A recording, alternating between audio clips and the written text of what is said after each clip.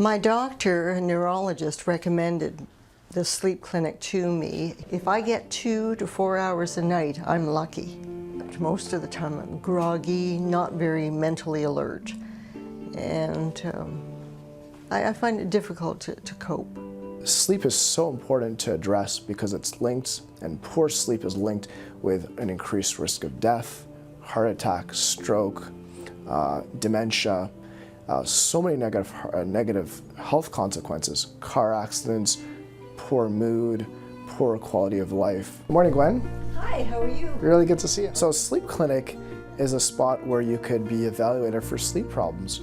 And normally people will see a sleep specialist first, and then afterwards they're normally referred to a sleep laboratory where they come in and they normally would do an in-laboratory sleep study or polysomnography or polysomnogram, where they get wired up with different electrodes and maybe something around the chest, abdomen, heart monitor, and even sometimes on the legs, chin and face. And that would thoroughly evaluate them during the sleep study for any underlying sleep disorders that they may have. But within 1 hour, I was having an episode of stopping breathing 50 to 55 times an hour. That's almost 1 a minute. I just thought, this is really a life-threatening situation I've been living with for so many years. There are a number of sleep disorders that are problematic, but one of the most common is going to be sleep apnea. Sleep apnea is when people stop breathing in their sleep a number of times. And with sleep apnea, we recommend that you use a CPAP machine, which is continuous positive airway pressure.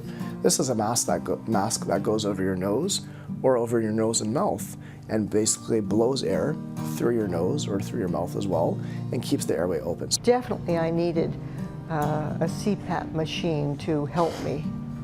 I get 6 to 8 hours sleep a night, but the quality is so much better.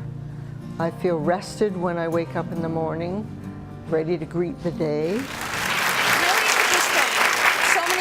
Want to know what it's like to go to a sleep clinic, and there you get a good example of it. So a couple of things we want to hit on. First of all, a couple of things you don't want to do before bed. Yeah, and that's drink too much alcohol. Yeah. Ultimately, what that's doing is causing your soft palate to relax. I know why you're laughing. Because we all do it. You know, too much. Let's go back to sort of that it's 1 like, to 2 that's glasses. exactly why we drink. Right. We want a good sleep. It's like, no, it's not going to work. Absolutely. And certain medications in particular, even those meant for sleep, can actually make you worse. You really got to get prescribed the right kinds of sleep medication for you. That's why, you know, if all those sort of natural remedies and sleep hygiene, if that doesn't work for you, get this addressed. This is sleep apnea will cause a heart attack. You know, ultimately, it's really hard on the heart. By the way, after about 17 hours in the average individual of not having slept, so 17-hour day, now you're into hour 18, that's equivalent to a blood alcohol volume of 0.05. That's half the legal limits. You're only halfway towards being drunk when you're sleep deprived. These people, when they're needing of these devices, these people are actually drunk a lot of the day, and they're falling asleep every. So this is an example of this continuous positive airway pressure machine. And one really important aspect of this, and if you're already using a machine at home, folks, if you're doing the CPAP, this is where they keep the water to keep that humidification going, because it's constant airflow. Positive airflow means pushing air forced by a little machine through the nose, so that the back of the uvula, that little boxing bag, and the soft palate doesn't collapse. Right. So all kinds of nasal applications that are much more comfortable than those full face masks that they used to. They've come a long way. And look how small they've got. These are the travel sizes. And they're not as loud. They let them through the airport now, so you can actually bring them on the plane with you.